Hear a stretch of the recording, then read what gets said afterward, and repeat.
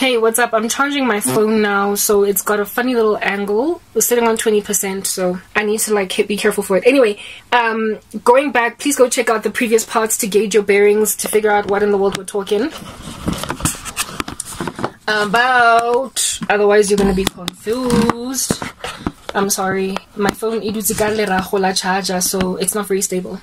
Okay, yeah, no, I don't know how many, like, I remember getting a dream, I don't know how many little boys and girls, that's where I last ended, from marketing. Cast spells on my career. Marketing, I was not part of marketing, but I was a project / program manager serving the department of marketing. So I every so often sent emails, ubiquitously so, on the program I was running to the marketing department. Do you understand? In my line of work, some of the girls and boys of which I did not work directly with on my projects, but they were people of interest, they were stakeholders, sufficiently enough for me to include them in my emails. And I don't know how many such girls and boys that I have not even spoken with personally, but I know their names, they're in my email list, and I know their faces. Put witchcraft on my career. Yes, I started getting dreams of these little boys and girls doing things to me. One of them, I was even groveling at her feet, literally begging to be basically her fan. But it was not just marketing that like slapped me like this, but just random dudes, like some chick from phase 2. I used to work in phase 1, and phase 2 is like on the other, like east or is it west wing of the organization. Hardly ever encounter, but just from seeing me walking up and down, boo, sorcery. It's like the devil was like, if it's a witch in the company, I am going to bring this thing against that woman. If it's a witch in the car, if I'm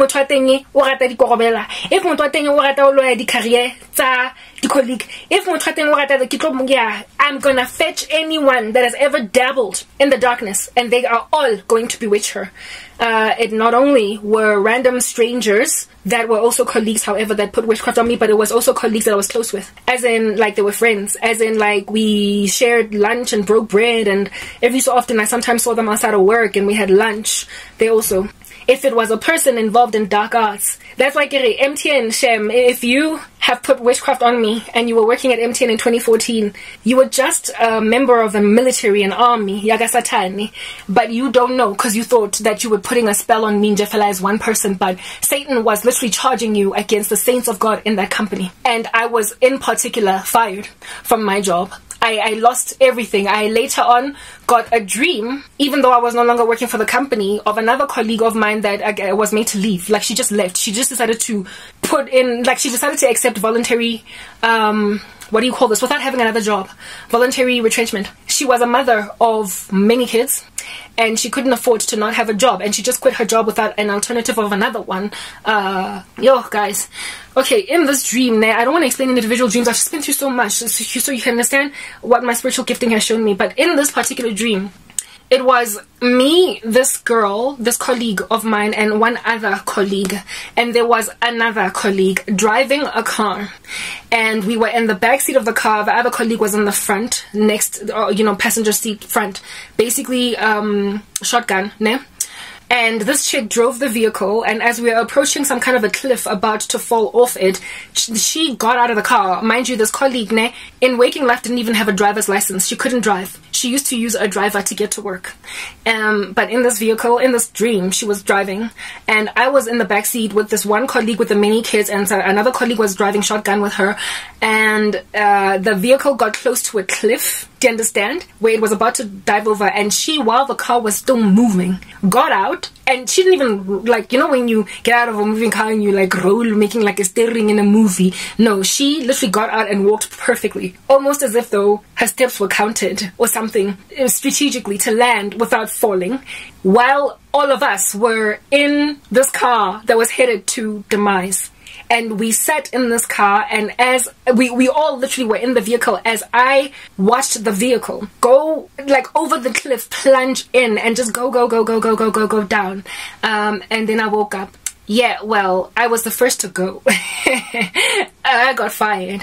But the other colleague that I was sitting next to, the Lord showed me after I had lost my job, I didn't have contact with anybody, that this chick took voluntary retrenchment, despite the fact that she had kids and to take care of. She and her husband were both providing for the mortgage, You know, like those 50-50 situations, none of them could afford to just quit their jobs. And this chick just quit it without another one. When I was listening to Portia Mohau, she told me that there are certain people who cast spells to make people just go. Just walk away in Jefela from something that they should not. Just quit. Like quit a job when you need it to pay your mortgage. Quit a job when you need it to pay your car installment. Quit a job when you need it to pay your children's school fees. Walk away from a marriage just because a mistress said so. Because she wants your husband. Yeah. When Portia, when I listen to her testimony, I just think I go back in the time, in my archives, turn back the hands of time about certain dreams that I got. And I'm like, whoa, goodness, so that's what, that was that kind of a spell. That's what this girl petitioned for. She went to Asangoma and literally gave 3 names of females. And she was like, I want Karabo.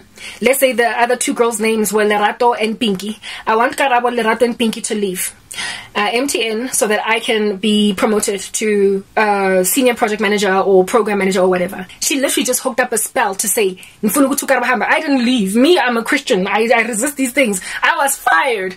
But Pinky and Lerato just quit. I got a dream of Pinky in particular, the one with the kids and the husband who couldn't afford to leave. I got a dream after I left. Even though I didn't get to confirm it, God just showed it to me that Pinky just quit. She just quit with literally having mortgage and everything, school fees, bread to buy, and she just left. Hey, Azzy, that chick, her skills, she was an administrator. The chicks that she got rid of, she was an administrator that got promoted to project manager.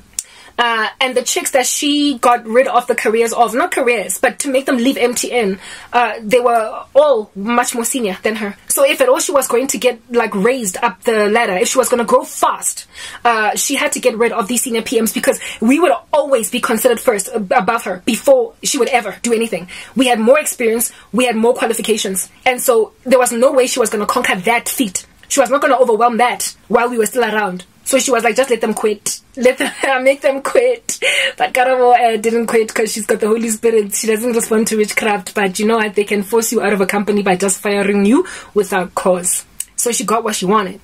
I never really got to confirm whether or not Lerato left. But God definitely showed me that Pinky left. And I think the reason why the Lord showed me that Pinky left was because Pinky couldn't afford to leave. Pinky was a mom. And Pinky was a wife that was sharing responsibilities with her husband. And so Pinky likely was fighting even her husband when she wanted to take voluntary retrenchment, because Pinky's husband was probably like, but I also told him to say Pinky. And they probably fought over it. But according to, let's say the witch's name is Kukuku. According to Kukuku, she had to go, whether or not she had kids' fees to pay. And mind you, Kukuku didn't have a husband, children, or anything really, no dependents that needed her. She just wanted to go up. In spite of indaba yokuthi, and mind you, no Pinky wakhona, not only did she have many kids, one of them was a brand new baby, guys. Megamusha, like a new mom. She made a new mom leave a job despite needing it. Let's move on to the next part.